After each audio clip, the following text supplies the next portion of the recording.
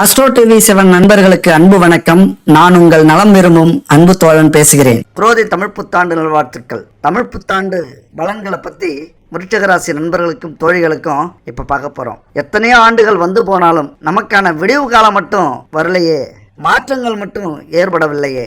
யாரோ வாழ்க்கையில சந்தோஷமா இருக்காங்க, நோய் நொடி இல்லாத வாழ்க்கை வாழ்றாங்க, கோடீஸ்வரர்களாக இருக்கிறாங்க. ஆனா நமக்கு மட்டும் இந்த பிரச்சனைகளும் இந்த நோய்களும் என்றைக்குமே தீரலையே அப்படிங்கிற ஒரு மனவேதனையில் இருக்கிற என் நண்பர்களுக்கும் தோழிகளுக்கும் ஏதாவது விடிவு காலம் கிடைக்குமா அப்படின்னு தவிச்சுக்கிட்டு இருக்கிற நண்பர்களுக்கும் தோழிகளுக்கும் இப்போ ஒரு அற்புதமான காலகட்டம் வரப்போகிறது. இந்த தமிழ் வருடம் முழுவதும் உங்களுக்கு எப்படி இருக்க போகிறது, நீங்க நினைச்சு பார்க்க முடியாத அளவுக்கு இந்த தமிழ் வருடம் இருக்க போகுது விருச்சிக ராசி நண்பர்களுக்கும் தோழிகளுக்கும். ஓம் முருகா, குரு முருகா, அருள் முருகா, ஆனந்த முருகா, சிவசக்தி பாலகனே, சண்முகனே, சடாசரனே, என் வாக்கிலும் நாவிலும் நின்று காக்க ஓம் ஐம் ஹ்ரீம் வேல் காக்க ஸ்வாக. எல்லா வளங்களையும் செல்வங்களையும் தருவாயாக. எப்பொழுதுமே நீங்கள் ஒன்று நினச்சிக்கிட்டே இருப்பீங்க, நம்ம வாழ்க்கையில் ஏன் இப்படி நடக்குது, எல்லாமே சரியாக நடக்கிறது மாதிரி தான் இருக்குது, ஆனால் திடீர்னு தடை, தாமதம், தோல்வி, சங்கடம், கண்ணுக்கு தெரியாத சிக்கல்கள், பிரச்சனைகள், நோய், இதெல்லாம் ஏன் வருது, எதனால் வருது, எப்படி இந்த பிரச்சனையை தீர்க்கிறது அப்படிங்கிற குழப்பங்கள் வந்துக்கிட்டே இருக்கும். அப்போ இதெல்லாம் தெரிஞ்சுக்கிட்டு அதை சரி பண்ணுறதுக்குள்ளாரே அடுத்த பிரச்சனை இப்படி தொடர்ந்து கொண்டே இருக்கிறது என் நண்பர்களின் தோழிகளின் வாழ்க்கையில். இங்கே ஒரு சூட்சம் ஒன்று இருக்குது. வாழ்க்கையில் ஒருத்தவங்க நேர்மையாக உழைச்சி தோல்வியே இல்லாமல் உயர்ந்த நிலைக்கு போகிறாங்க அப்படின்னா அவர்கள் கொடுத்து வைத்தவர்கள். அதே நேரத்தில் கஷ்டப்பட்டுக்கிட்டு இருக்கோம், பல துன்பங்களை அனுபவிச்சுக்கிட்டு இருக்கோம், பிரிவுகள், அவமானங்கள் இதெல்லாம் சந்திச்சுக்கிட்டு இருக்கோம் அப்படின்னா கண்டிப்பாக நமக்கான வினைகள் தீர்ந்து, என்ன வினை, கர்ம வினைகள் தீர்ந்து கர்ம யோகம் தொடங்க போகிறது அப்படின்னு அர்த்தம். இதை மட்டும் புரிஞ்சுக்கிங்க என் அன்பு தோழிகளே, நண்பர்களே. என்ன சொல்ல வரேன் தெரியுதுங்களா? அதாவது தலைக்கு மேலே பிரச்சனை, உயிர் வாழலாமா அல்லது தற்கொலை பண்ணிக்கலாமா, ஊரை விட்டு ஓடிடலாமா, எதை எடுத்தாலும் தடை, வேலையில் பிரச்சனை, தொழிலில் பிரச்சனை, சங்கடத்துக்கு மேல் சங்கடம், குழப்பத்துக்கு மேல் குழப்பம், பயங்கரமான மன உளைச்சல், நோய், இதெல்லாம் வருது அப்படின்னா என் நண்பர்களே, தோழிகளே, தயவு செஞ்சு சந்தோஷமாக ஏற்றுக்குங்க. நாம் சந்தோஷமாக ஏற்றுக்கணும். ஏன் அப்படின்னா கர்ம வினைகள் அது தீரப்போகுது. அது என்னங்க, அந்த மாதிரி கஷ்டம்னா எல்லாரும் தப்பிக்கிற வழியே சொல்லுவாங்க, பரிகாரங்கள் சொல்லுவாங்க.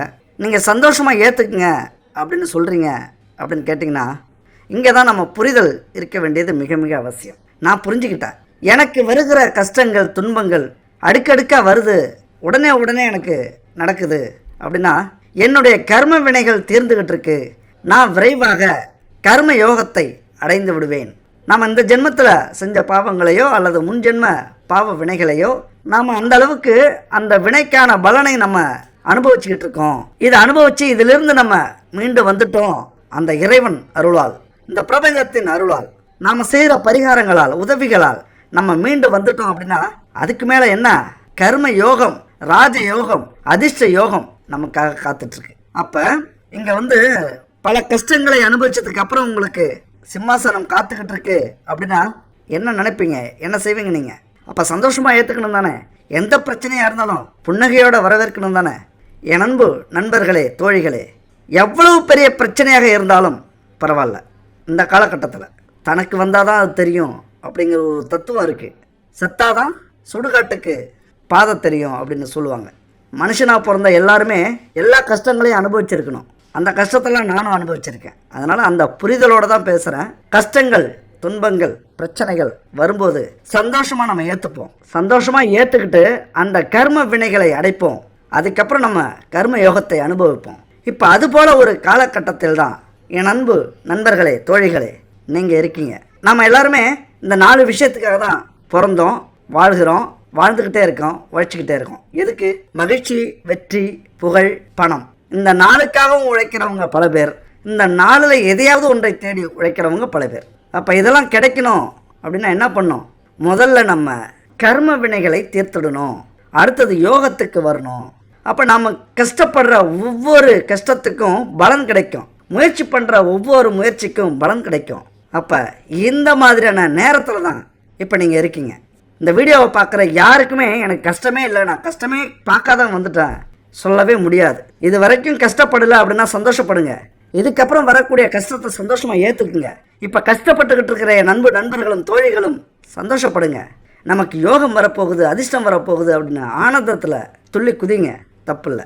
அப்படி ஒரு அருமையான காலகட்டம் தான் வந்திருக்கு. இப்போ எது? குரோதி தமிழ் புத்தாண்டு இந்த ஏப்ரல் மாதம் 14ஆம் தேதி ஞாயிற்றுக்கிழமை பிறக்கிறது.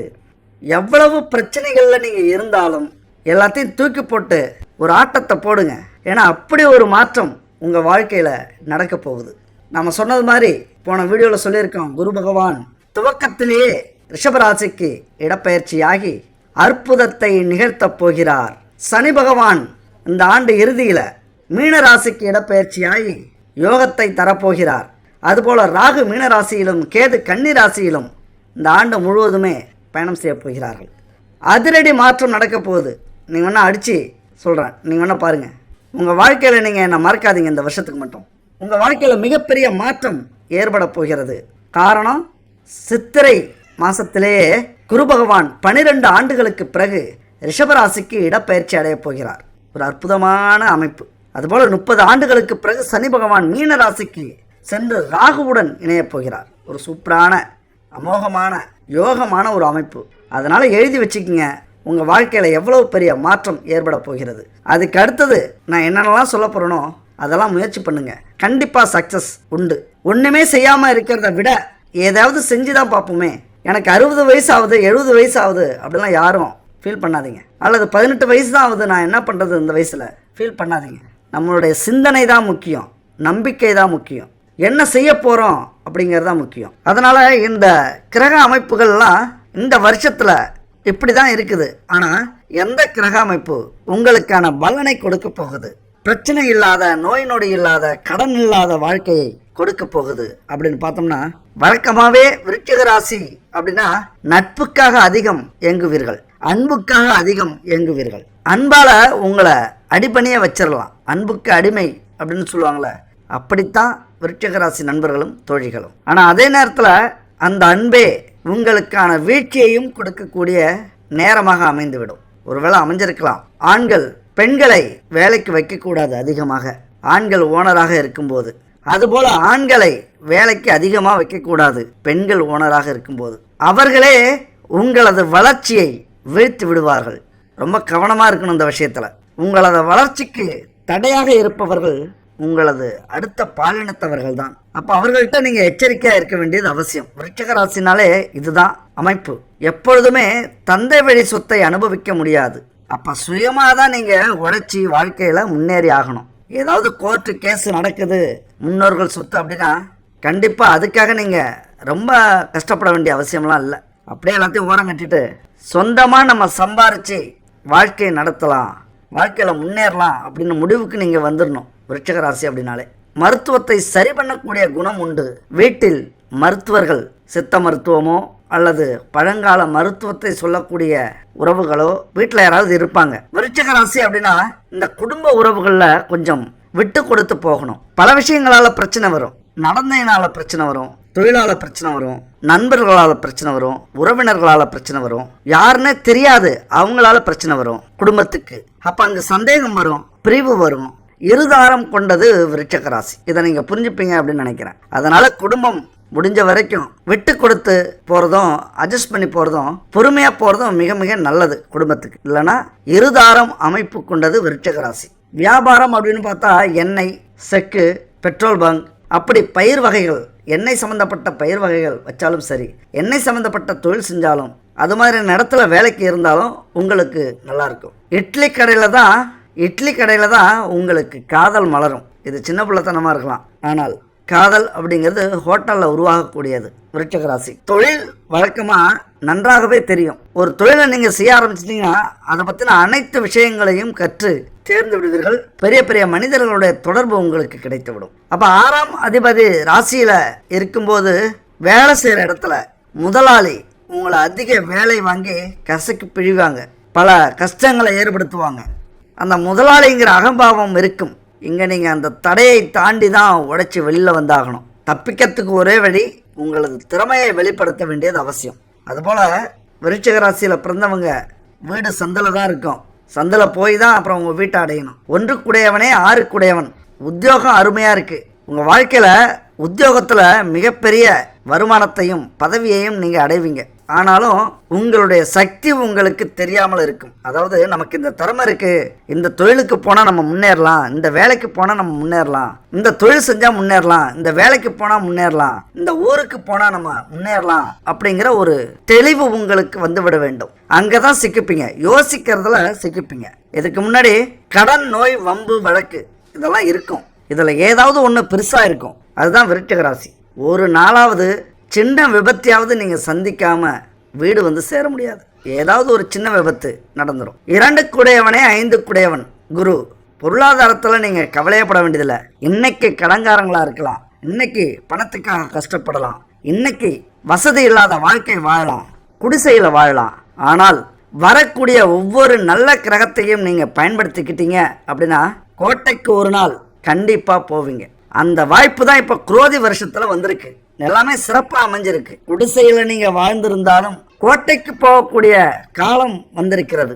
அதை பயன்படுத்தி கொள்வது உங்கள் கையில், இல்லைன்னா அலட்சியப்படுத்துறது உங்கள் கையில்.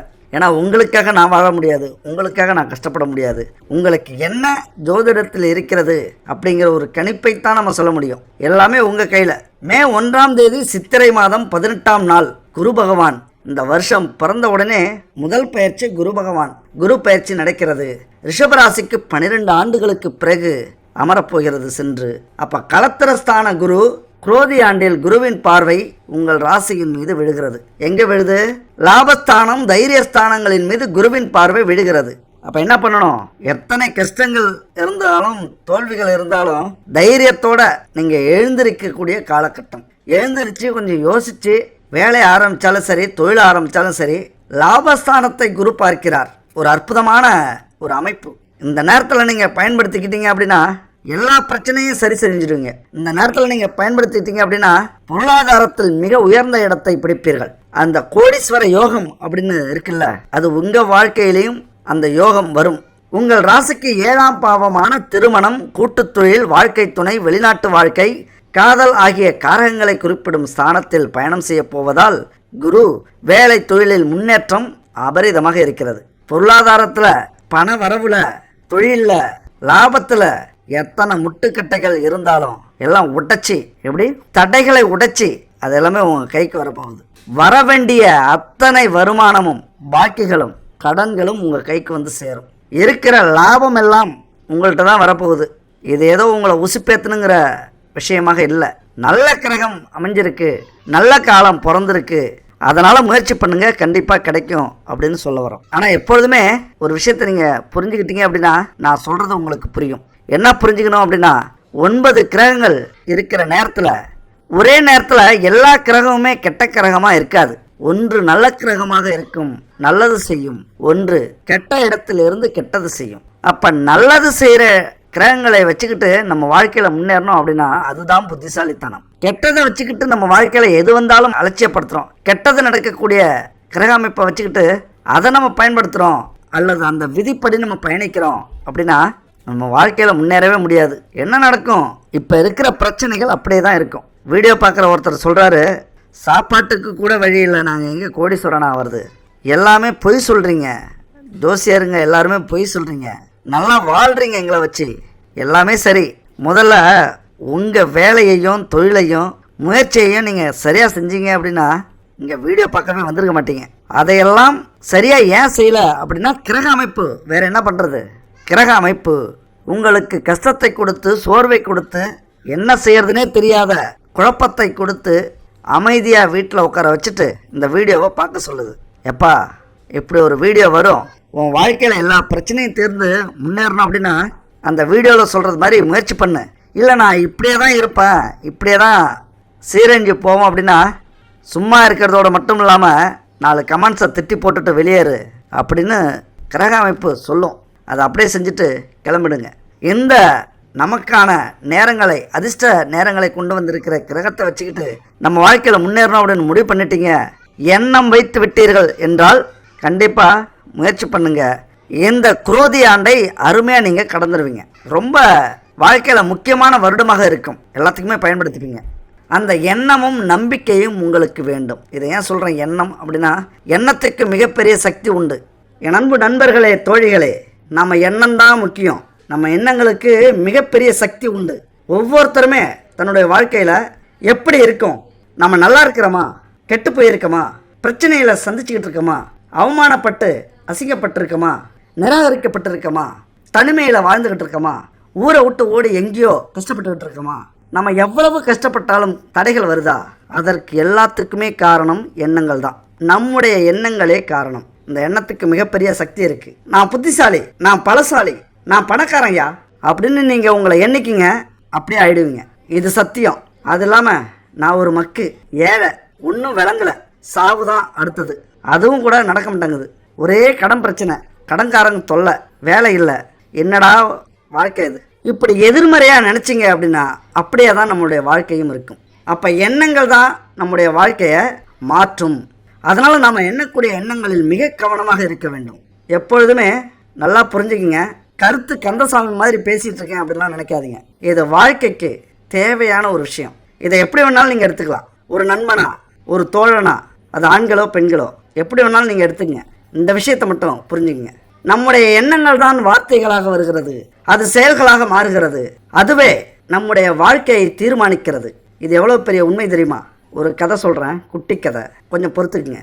அதாவது வேலுமுருகன் அப்படிங்கிற பையனுக்கு 13 வயசு அல்லது 15 வயசு இருக்கும். அந்த டைமில் ரொம்ப உடம்பு சரியில்லை, பயங்கரமான ஜுரம். அம்மா பையனுடைய தலையை வச்சுக்கிட்டு ஒத்தடம் கொடுத்துட்டு இருக்காங்க, அழுத்தி பிடிச்சிட்டு இருக்காங்க.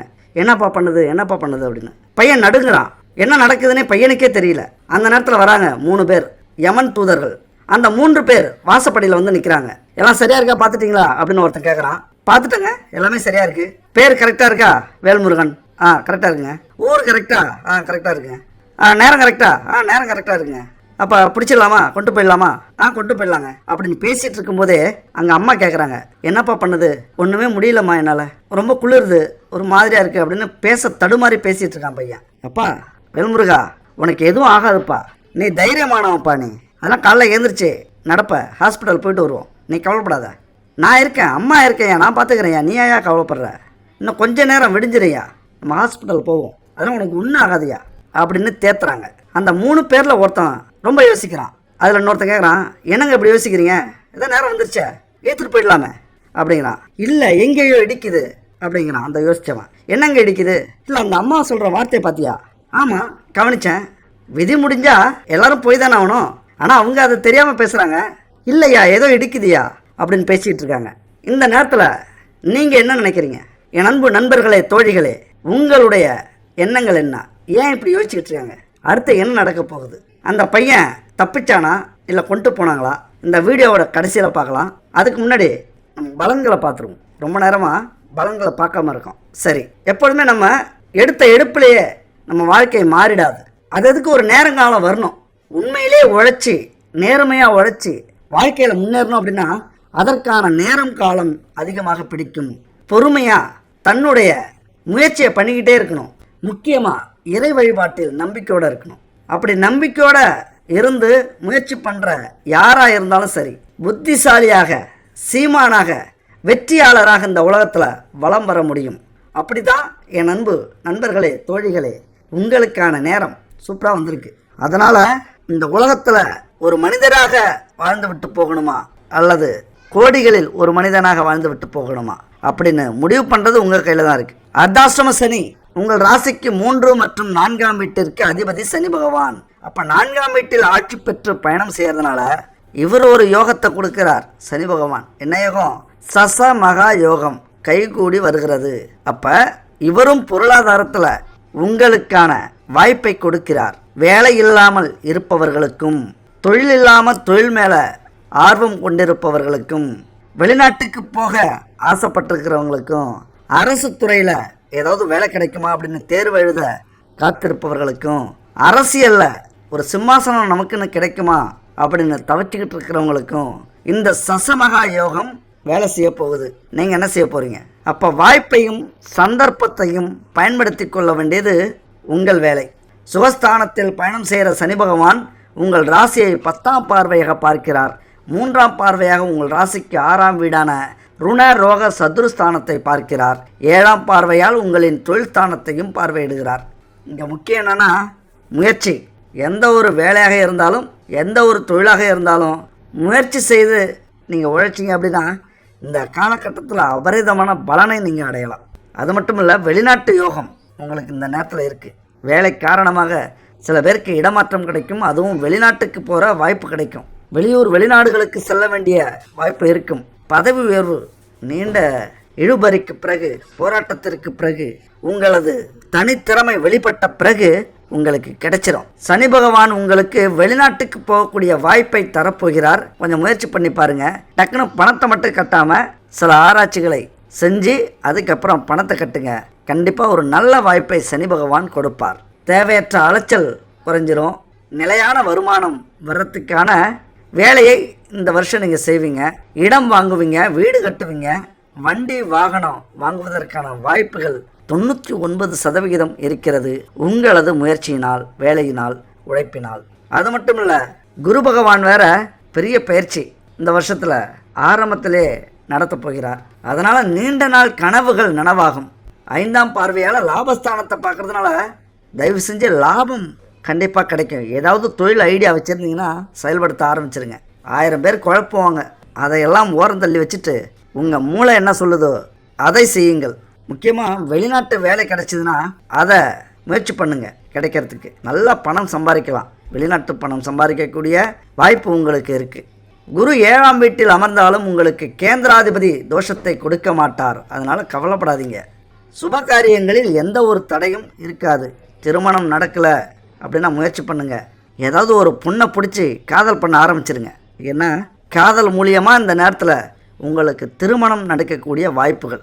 எங்கேயாவது இட்லி கடை, நம்ம சொன்னது மாதிரி ஹோட்டல் இருந்ததுன்னா அங்கே போய் வெயிட் பண்ணுங்கள். உங்களுக்கான துணை அங்கே அமைத்து கொடுக்கிறார் இறைவன். கொஞ்சம் சிரிப்பாக தான் இருக்கும், கொஞ்சம் காமெடியாக தான் இருக்கும். ஆனால் எழுதப்பட்டு விட்டது என்ன பண்ணுறது? முயற்சி ஸ்தானத்தை குரு பார்க்கறதுனால எந்த விஷயத்தில் தடைகள் இருந்தாலும், முட்டுக்கட்டைகள் இருந்தாலும் அதையெல்லாம் நீக்கி நீண்ட நாட்களாக வர வேண்டிய செல்வங்களும் பணங்களும் வீட்டில் குழந்தை செல்வமும் இதெல்லாம் கிடைக்கிறதுக்கான வாய்ப்பை ஏற்படுத்தி கொடுக்கிறார். அது மட்டும் இல்லாமல் சேமிக்க வேற போகிறீங்க. சேமிப்பு மிக அவசியமாக இருக்கும். இந்த ஆயில்யம், கேட்டை, சுவாதி இந்த 3 நட்சத்திர நண்பர்களும் தாயை பிரிந்து தந்தையை பிரிந்து வாழக்கூடிய நட்சத்திரங்கள். இப்போ எப்படி இருக்குது அப்படின்னு தெரியல. ஆனால் இந்த நட்சத்திர நண்பர்கள் தாய் தந்தையை பிரிந்து ஒரே குடும்பத்தில் இருந்தாலும் பிரச்சனைகள் வரும். அதனால் பிரிந்து கௌரவமாக வெளியில் போய் நல்லா சம்பாரித்தா உங்களுக்கு சந்தோஷத்தை கொடுக்கறது ரொம்ப நல்லது. அப்படி தான் இருக்குது. அதுக்கு மேலே உங்கள் வாழ்க்கை எப்படி இருக்குது அப்படின்னு உங்களுக்கு தான் தெரியும். பிறந்த வீட்டில் அல்லது பக்கத்து வீட்டில் பெரிய கிணறு இருக்கும். அப்போ குழந்தைகளையெல்லாம் கொஞ்சம் பத்திரமா பார்த்துங்க. விருட்சிக ராசி அப்படின்னாலே பக்கத்தில் கிணறு இருக்கக்கூடிய அம்சம்.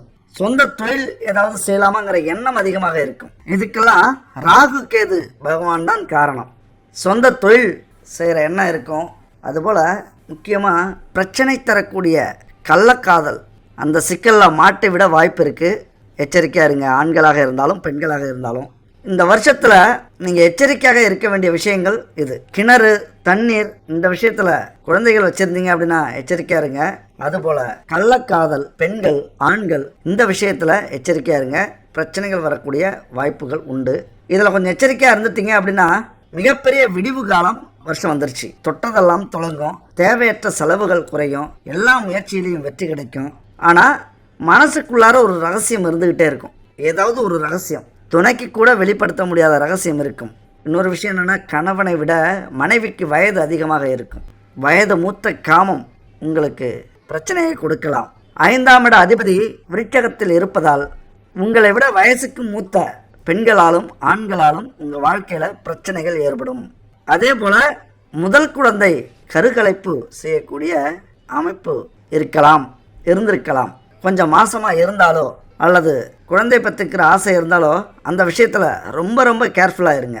அதுபோல் 5ஆம் இட அதிபதியும் குருவும் விருட்சகத்தில் இருக்கிறதுனால பழி உங்கள் மீது வந்து சேரும். ஏதாவது ஒரு பழி, திருட்டு பழி, கொலை பழி, அதுபோல் ஏதாவது ஒரு பழி வந்து சேரக்கூடிய அமைப்பு. கேர்ஃபுல், எச்சரிக்கை. அதுபோல் குழந்தைய நம்ம சொன்னது மாதிரி பத்திரமா பார்த்துக்குங்க. 8ல் 1 பங்கு கஷ்டத்தை மட்டும்தான் வெளியில் நீங்கள் சொல்லுவீங்க.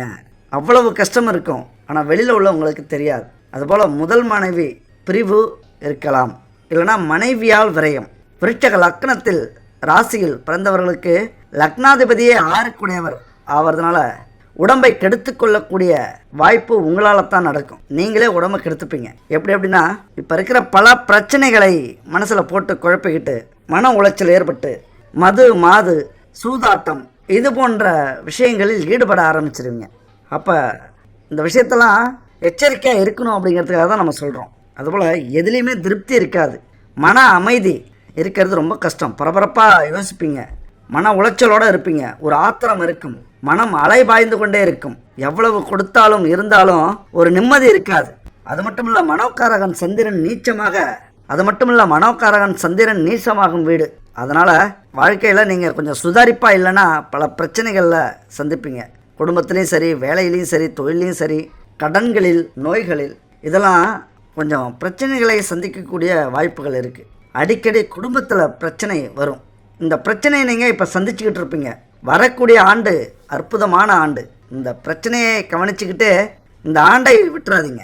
இது எல்லாமே ஒரு வித தோஷங்கள், பல யோகங்களை தடுக்கக்கூடிய தோஷங்கள். தோஷங்கள் எப்படி உருவாகுது?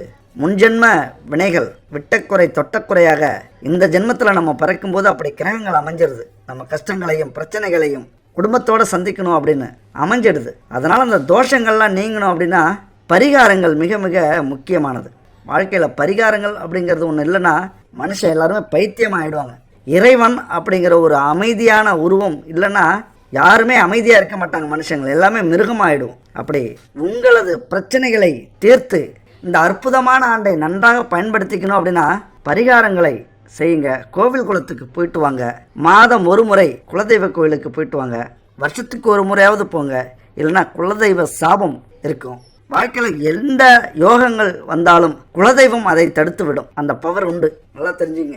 குலதெய்வ சாபம் வந்துருச்சு அப்படின்னா நீங்களாம் நினைக்கலாம் எல்லாமே நல்ல நேரமாக தான் சொல்கிறாங்க, எல்லாருமே நல்லா இருக்குன்னு தான் சொல்கிறாங்க.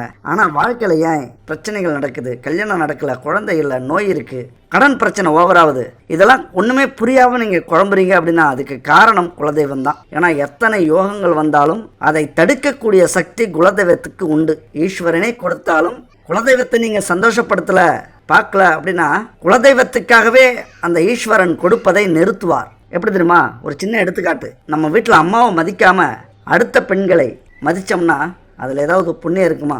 அம்மாவே மதிக்க முடியாத உனக்கு நான் எப்படி செய்வேங்கிற எண்ணம் தான். அதுதான் குலதெய்வ கோவிலுக்கு எப்பொழுதுமே போகிறத விட்டுறாதீங்க.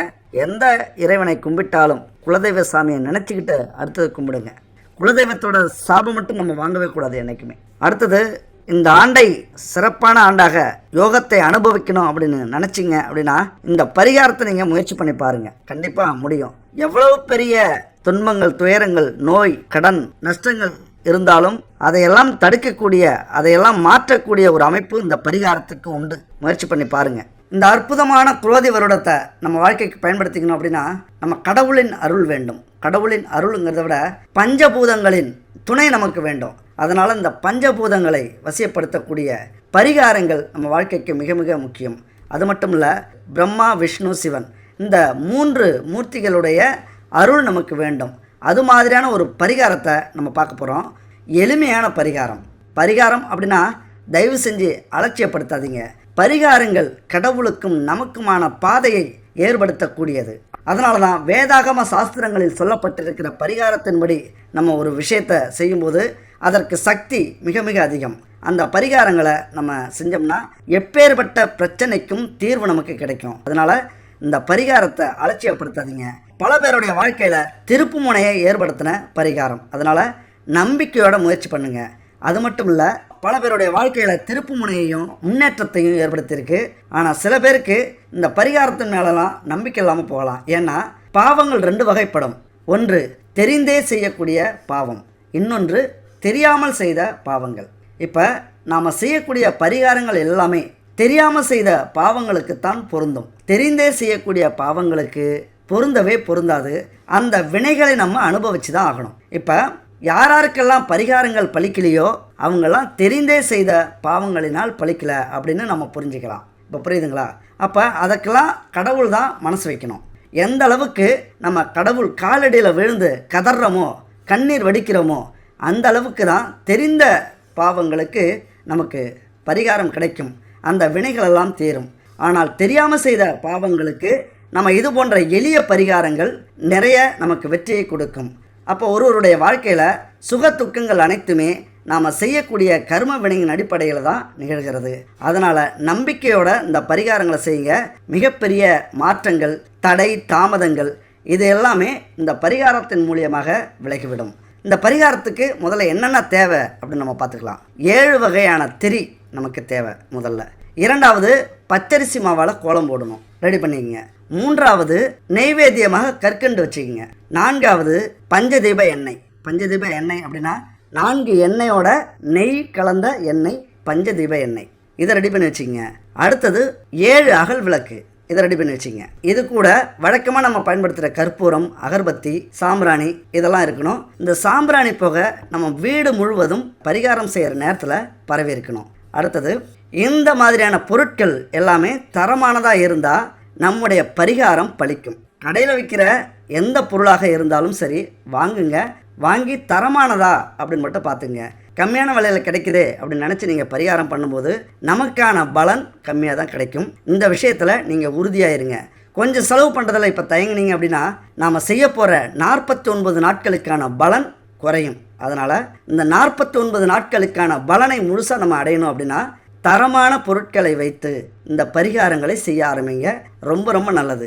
அப்போ தரமான பொருள் நம்ம பக்கத்தில் கிடைக்கல, பக்கத்து கடையில் ஸ்டோர் ரூமில் கிடைக்கல அப்படின்னா இந்த நம்பருக்கு கான்டெக்ட் பண்ணுங்கள்.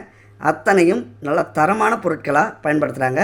அது மட்டும் இல்லாமல் எல்லா பூஜை பொருட்களும் இவங்கள்ட்ட இருக்குது, வாங்கிக்கலாம். பச்சரிசி கோலமாவு சொன்னல, கோலமாவு கட்டியாக இவங்க ரெடி பண்ணுறாங்க. 9 வகையான பூஜை பொருட்களை கலந்து மிக மங்களகரமான ஒரு பொருள் அது, அதை பயன்படுத்தலாம். பஞ்சதீப எண்ணெய் தரமானதாக வச்சுருக்காங்க. இப்படி உங்களுக்கு தேவையான எந்த பூஜை பொருட்களாக இருந்தாலும் இந்த குட் பேபி அவங்கள்ட்ட வாங்கிக்கிங்க.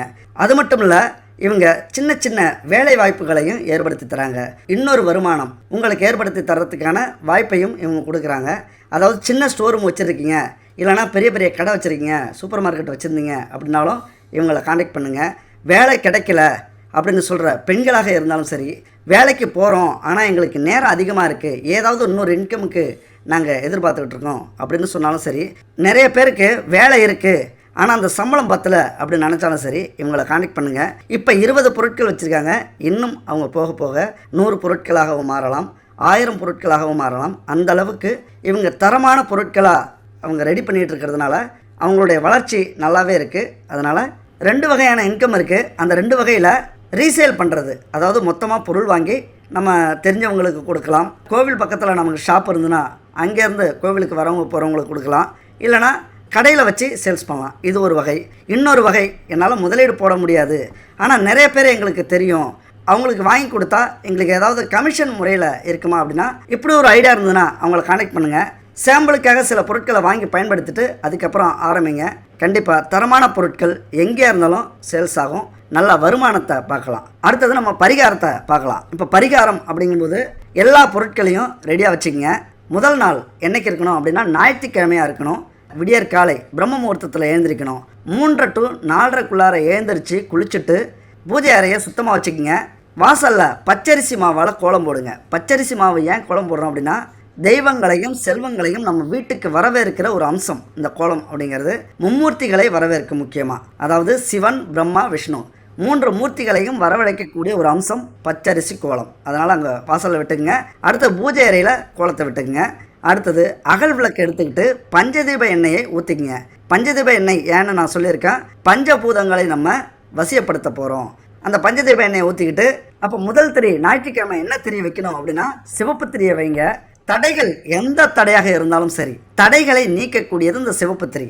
அதாவது தொழிலில் தடை, லாபத்தில் தடை, திருமண தடை, குழந்தை பாக்கிய தடை, இப்படி நம்ம வாழ்க்கையில் எந்த தடைகள் ஏற்பட்டாலும் அதை நீக்கக்கூடிய ஒரு பரிகாரம் தான் இந்த முதல் நாள் திரி. இந்த திரிக்கு அவ்வளோ சக்தி இருக்குது. அந்த திரியை ஏற்றி வச்சுக்கோங்க. நெய்வேத்தியமாக கற்கண்டு வச்சுக்கோங்க. அடுத்தது வழக்கம் போல் கற்பூரம், அகர்பத்தி, சாம்பிராணி வீடு முழுவதுமே அந்த வாசனை பரவக்கூடிய அளவுக்கு வச்சுக்கிட்டு இந்த மந்திரத்தை சொல்லுங்கள் 108 முறை. முதல் நாள் மட்டும் இல்லை, எல்லா நாட்களுக்குமே இந்த மந்திரத்தை சொல்லணும். இந்த மந்திரம் என்னென்னா, மும்மூர்த்திகளை தன் வசப்படுத்தக்கூடிய அல்லது மும்மூர்த்திகளை வழிபடக்கூடிய ஒரு மந்திரம் இந்த மந்திரம். மும்மூர்த்திகளுடைய அருள் கிடைக்கணும் அப்படின்னா இந்த மந்திரத்தை நம்ம டெய்லி சொல்லணும். எப்படி 49 நாட்கள் இந்த மந்திரத்தை சொல்ல போகிறோம். மனப்பாடம் பண்ணி வச்சுக்கங்க, இல்லைனா செல்லில் ரெக்கார்டாக வச்சுக்கோங்க. ஓம் பூர் புவஸ்வ தத்சவிதுர் வரேண்யம் பர்கோ தேவசிய தீமகி தியோயோன் பிரசோதயாத் அப்படிங்கிற இந்த மந்திரத்தை நீங்கள் 108 முறை சொல்லுங்கள் அன்றைக்கு. சரி, அடுத்த நாள் திங்கட்கிழமை அதே மாதிரி காலையில் எழுந்திரிச்சு குளிச்சுட்டு பூஜை அறையில் கோலம் போட்டுட்டு இதே போலவே அகல் விளக்கு எடுத்து பஞ்சதீப எண்ணெய் ஊற்றிக்கிங்க. என்ன திரி அப்படின்னா பஞ்சு திரியை வைங்க, வெள்ளை பஞ்சு திரி. இந்த திரிக்கு என்ன சக்தி இருக்குது அப்படின்னா சகல செல்வங்களையும் மகிழ்ச்சியையும் கொடுக்கக்கூடியது இந்த திரி. அதாவது வாழ்க்கையில் செல்வங்களையும் மகிழ்ச்சியையும் நிம்மதியையும் கொடுக்கக்கூடிய திரி இந்த பஞ்சு திரி. அன்னைக்கு ஏற்றிக்கிங்க. இந்த திங்கட்கிழமையில் 48 நாட்களும் வரக்கூடிய எல்லா திங்கட்கிழமையும் இந்த திரியை நீங்கள் ஏற்றணும். ஏற்றிட்டு இந்த மந்திரத்தை சொல்லிடுங்க 108 முறை. மும்மூர்த்திகளுடைய அருள் கிடைக்கக்கூடிய மந்திரம். இது 2வது நாள். அடுத்தது 3வது நாள் செவ்வாய்க்கிழமை. செவ்வாய்க்கிழமை அன்னைக்கு வாழைத்தண்டு திரியை எடுத்துக்கிங்க. நாம் சொன்னதை எல்லாமே செஞ்சுட்டு முக்கியமாக கோலம் ரொம்ப முக்கியம், அதே போல் பஞ்சதீபம் ஊற்றுறது ரொம்ப முக்கியம். அதில் வாழைத்தண்டு திரியை வச்சு தீபம் ஏற்றிங்க. எல்லா விஷயத்தையும் பண்ணிவிட்டு இந்த மந்திரத்தையும் உச்சரிங்க. இந்த வாழைத்தண்டு திரிக்கான சிறப்பு என்னன்னு பார்த்தீங்கன்னா, குடும்பத்தில் எந்த ஒரு பிரச்சனைகள் வந்தாலும், பிரிவுகள் வந்தாலும், சண்டை வந்தாலும் அதையெல்லாம் தீர்த்து ஒற்றுமையை அதிகப்படுத்தக்கூடிய பலன் இதில் கிடைக்கும். ஏன்னா குடும்பம் எந்த அளவுக்கு ஒற்றுமையாக இருந்தால் தான் அந்த அளவுக்கு நம்ம வாழ்க்கையே முன்னேற முடியும். நம்ம வாழ்க்கையே ஒற்றுமையாக இருக்கும், குடும்பத்தில் சந்தோஷம் இருக்கும். அந்த குடும்ப ஒற்றுமைக்காகவும் சந்தோஷத்துக்காகவும் இந்த வாழைத்தண்டு திரியை ஏற்றிக்கிங்க. அடுத்தது புதன்கிழமை காலையில் அதே மாதிரி பிரம்ம முகூர்த்தத்தில் எழுந்திரிச்சு நம்ம சொன்னதெல்லாம் செஞ்சுக்கிங்க. அந்த அகல் விளக்கில் பஞ்சதீப எண்ணெய் ஊற்றி பச்சை திரையை வச்சுக்கிங்க, திரியை ஏற்றிக்கிங்க. அந்த மந்திரத்தை சொல்லுங்கள். உங்களுடைய கஷ்டங்கள் எதுவோ எல்லாத்தையும் சொல்லுங்கள். அதுபோல் இந்த பச்சை திரி எதுக்கு அப்படின்னா கடன் பிரச்சனை தீர்றதுக்கும், கொடுத்த பணம் வர்றதுக்கும், பணவரவு நம்ம வீட்டுக்கு அதிகமாக வர்றதுக்கும் இந்த பச்சை திரி ரொம்ப ரொம்ப முக்கியமாக இருக்கும். அடுத்தது வியாழக்கிழமை நம்ம சொன்னதை எல்லாத்தையும் செஞ்சுட்டு திரியை மட்டும் மாற்றி வைக்கணும். நல்லா கவனிச்சிங்க, எல்லாமே ஒரே மாதிரி தான் இருக்கும். ஆனால் திரியை மட்டும் நீங்கள் மாற்றி மாற்றி வைக்க போகிறீங்க. 7 நாட்களுக்கும் 7 வகையான திரி, 7 வாரங்களுக்கும் அந்தந்த கிழமையில் என்ன திரி வைக்கிறீங்களோ அடுத்த வாரங்களுக்கு வர கிழமையிலையும் அதே திரியை வைங்க. இப்போ வியாழக்கிழமை மஞ்சள் திரியை வைங்க. மஞ்சள் திரி அப்படிங்கிறது குரு பகவானுக்கு உகந்த திரி. குரு பகவான் அப்படின்னா ஜீவனக்காரகன். அதனால் குரு பகவானுக்கு உகந்த திரியை வைக்கிறோம். அம்மனுக்கும் மிக மிக உகந்த திரி மஞ்சள். அதனால் நம்ம வீட்டில் இருக்கிற சாபங்கள், பித்ரு சாபம், குலதெய்வ சாபம் இதெல்லாம் இருந்ததுன்னா நீங்கிடும். சாபம் அப்படிங்கிறது சாதாரண விஷயம் இல்லை. நம்ம முன்னோர்களை கவனிக்காமல் போயிருந்தோம் அப்படின்னாலும் அந்த சாபம் வரும். குலதெய்வ கோயிலுக்கு போகாமலே இருக்கோம், குலதெய்வத்தை நம்ம மதிக்கலை அப்படின்னா இந்த சாபம் நமக்கு வரும். அந்த சாபம் எல்லாம் நீங்கள் இந்த மஞ்சள் திரையை ஏற்றுங்க. அடுத்தது வெள்ளிக்கிழமை அன்னைக்கு ஏற்றக்கூடிய திரி என்னென்னு பார்த்தீங்கன்னா தாமரை தண்டு திரி. எல்லாமே செய்யுங்க. தாமரை தண்டு திரியை ஏற்றிங்க. மந்திரம் அப்படிங்கிறது மிக மிக முக்கியமானது. இந்த மந்திரத்தை நீங்கள் சொல்லுங்கள். அப்படி சொல்ல முடியல அப்படின்னா நம்ம ஷார்ட்ஸில் இந்த மந்திரத்தை போட்டுருவோம். 108 முறை அந்த ஷார்ட்ஸில் ஆட்டோமேட்டிக்காக ஓடும். அப்போ ஓடும்போது 108வது முறை நீங்கள் ஆஃப் பண்ணிக்கலாம் அந்த ஷார்ட்ஸை. அப்போ நீங்கள் சொன்னீங்கன்னா நம்ம அந்த ஷார்ட்ஸில் அந்த மந்திரத்தை பதிவிடுறோம். அடுத்தது வெள்ளிக்கிழமைக்கு அடுத்தது சனிக்கிழமைக்கு என்ன திரி அப்படின்னா எருக்கந்திரி. எல்லா விஷயத்தையும் செஞ்சுட்டு இந்த திரியை மட்டும் மாற்றி வச்சுக்கிங்க. எருக்கந்திரியை வைங்க. உங்கள் வளர்ச்சியை யார் தடுத்தாலும் சரி, எந்த சக்தி தடுத்தாலும் சரி, கெட்ட கனவு, சூன்யம், போட்டி, பொறாமைகள் இப்படி எந்த பிரச்சனையாக இருந்தாலும் விநாயகப் பெருமான் தீர்த்து வைப்பார்.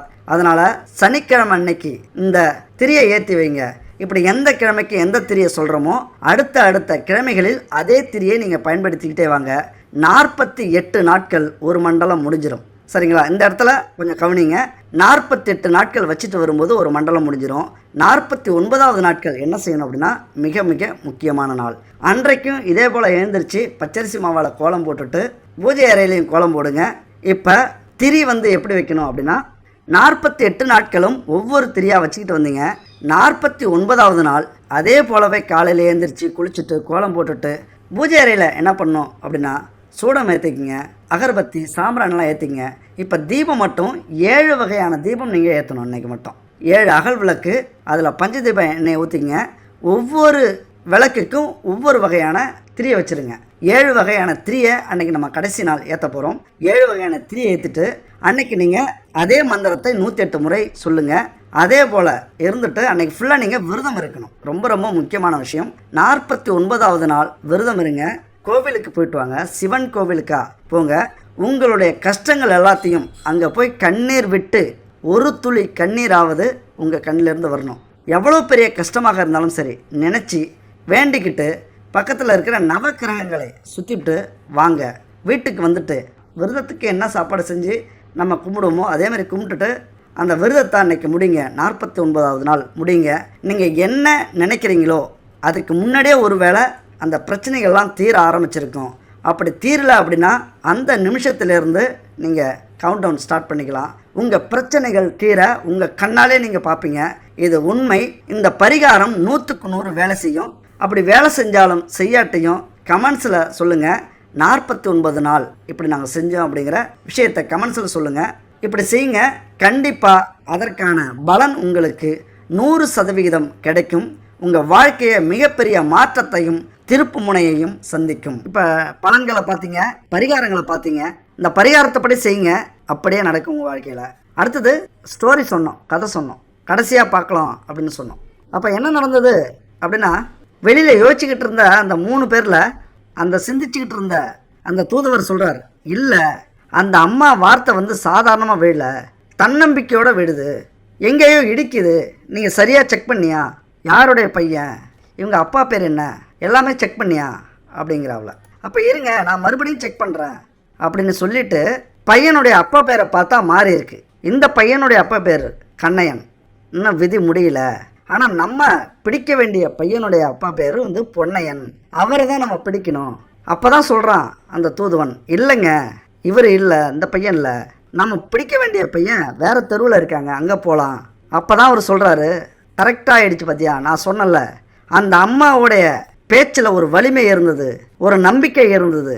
ஏன்னா விதி முடிஞ்சிச்சு அப்படின்னா அவங்க அழுதுருக்கணும். ஆனால் தன்னம்பிக்கையோடு இருக்காங்க பாருங்கள், அங்கே தான் விதி முடியல. இப்போ நம்ம அவங்கள பிடிச்சிருந்துருக்கலாம், ஆனால் அவங்களுடைய தன்னம்பிக்கை அவங்கள காப்பாற்றிருக்கு, எண்ணங்கள் காப்பாற்றிருக்கு. சரியாக சொன்ன பார்த்தீங்களா? அப்போ வாங்க போவோம், அந்த பையனை அந்த வேல்முருகனை போய் பிடிப்போம் அப்படின்னு கிளம்பிட்டாங்க 3 பேரும். அவங்க போன உடனே இந்த பையன் சொல்கிறான், அம்மா இந்த 3 பேர் இந்த மாதிரி வந்தாங்க, நம்ம வீட்டு வாசலில் நின்னாங்க, இந்த மாதிரி பேசிக்கிட்டாங்கம்மா, என்னன்னு தெரியல, எனக்கு காதில் விழுந்தது அப்படிங்கிறான். நானும் கதவை பக்கத்தில் பார்த்தேன், 3 பேர் நின்னாங்க அப்படிங்கிறான். இந்த அம்மாவுக்கு ஒன்றுமே புரியல, என்னப்பா சொல்கிற, அதெல்லாம் சும்மாவாக இருக்கும் அப்படின்ட்டு. அடுத்த 10வது நிமிஷம் இவங்களுக்கு செய்தி வருது, இந்த மாதிரி அந்த உன் பையனுடைய பேர் கொண்ட வேல்முருகன் பொன்னையனுடைய மகன் இறந்துட்டாப்புல கிணத்துல விழுந்து அப்படிங்கிற செய்தி வருது. என் அன்பு நண்பர்களே, தோழிகளே, இங்கே காப்பாற்றினது எது? அந்த தாயின் நம்பிக்கை, அந்த எண்ணம், அதுதான் அந்த பையனை காப்பாற்றிருக்கு. இப்போ நான் சொன்னது கதை இல்லைங்க, உண்மை சம்பவம். எங்கள் ஊரில் நடந்த ஒரு உண்மையான சம்பவம். அந்த உடம்பு சரியில்லாத அந்த பையன் சொன்ன சம்பவம் இது.